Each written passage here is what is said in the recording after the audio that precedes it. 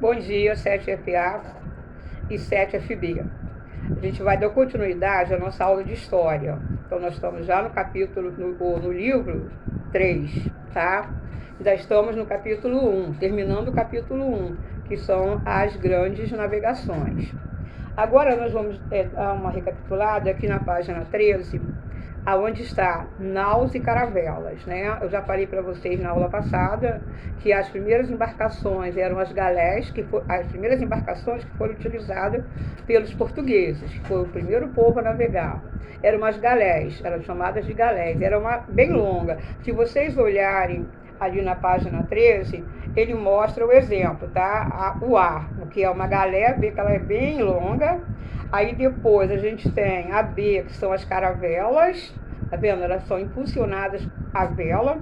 E finalmente a gente tem a nau, né? A nau era navio bem maiores, né? Então foi esses tipos de embarcações que os portugueses adotaram. Mais tarde, os outros povos também, né? As naus foram utilizadas pela primeira vez na expedição de Vasco da Gama. Vasco da Gama foi aquele que eu falei que ele chegou às Índias, né? Foi ele que encontrou o caminho marítimo para as Índias. Outra coisa importante aqui é falando sobre os mapas, né, e os instrumentos que eram utilizados pelos navegadores. O primeiro tipo de mapa, que vamos chamar assim, era o portulano. Não era um mapa propriamente dito, era um diário, né, no qual todo o relato da viagem era anotado ali, tá? E ele passou a ser usado, né, os primeiros mapas passaram a ser usados a partir do século XIII, antes de começar, né, as navegações, mas se utilizava, conforme eles iam navegando, eles iam anotando, né, que era para saber o percurso. Mais tarde, com base nos diários, né, nos portulanos, aí os portugueses desenvolveram as cartas de navegação. As cartas de navegação, elas apresentavam uma quantidade maior de informações, tá? Lá em Portugal, nós vamos ter a figura do príncipe Dom Henrique. Dom Henrique, ele é conhecido, né, por ter fundado a Escola de Sagres. A Escola de Sagres, gente, não é uma escola como a gente conhece hoje. Era um local aonde navegadores, cartógrafos, astrônomos, pessoas interessadas em navegação se reuniam e trocavam as suas experiências. Bem, nas grandes navegações também foi utilizado vários tipos de instrumentos. Nós temos a bússola, que foi usada pelos portugueses e outros povos. Temos o astrolábio, o quadrante e a balestila.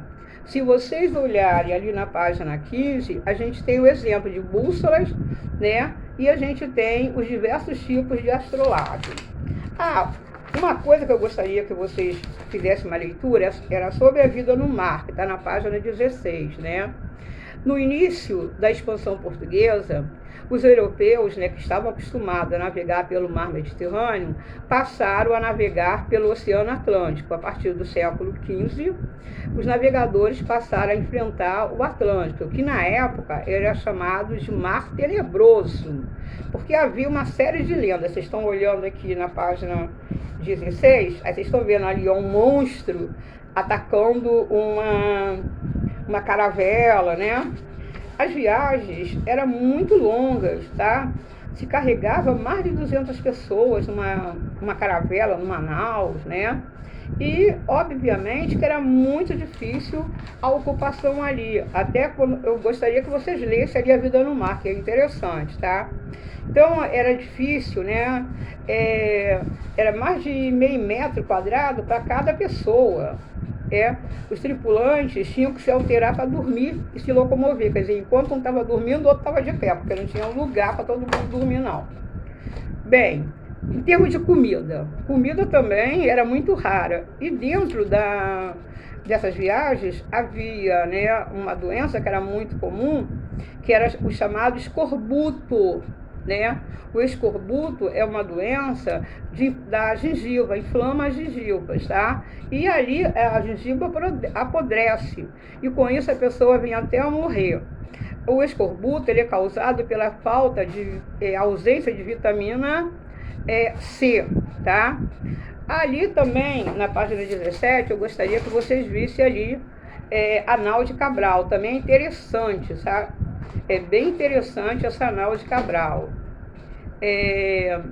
A comida era rara, se comia assim muito biscoito, a carne era carne seca. Ah, agora uma coisa, a comida, assim, a carne, o biscoito, o azeite, cada um tinha que fazer a sua comida, eles recebiam uma porção, tá? Agora, o vinho e a água eram entregues diariamente, se dava o vinho e a água. Era mais ou menos 1 litro para cada pessoa, de água e de vinho, né? E eu já falei de escorbuto. Também era muito arriscada as viagens, porque havia muita naufrágio, ok? Não esqueça de dar uma lida na Nau de Cabral e também dar uma lida na Vida no Mar, que é interessante. A chegada aqui ao Brasil. Cabral chegou ao Brasil no dia 22 de abril de 1500. Isso aí todo mundo sabe, tá?